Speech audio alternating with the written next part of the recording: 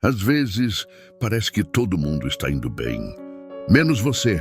Você abre as redes sociais e vê pessoas viajando, conquistando coisas, vivendo sonhos. E sem perceber, você começa a se comparar.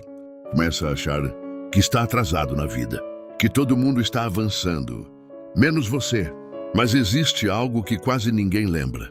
A internet mostra momentos, não mostra a vida inteira.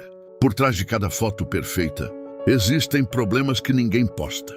Existem inseguranças, medos e dias ruins. A verdade é que cada pessoa está vivendo um momento diferente da vida.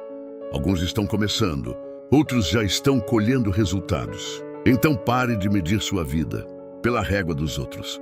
Foque no seu caminho, porque quando você olha demais para a vida dos outros, você esquece de construir a sua.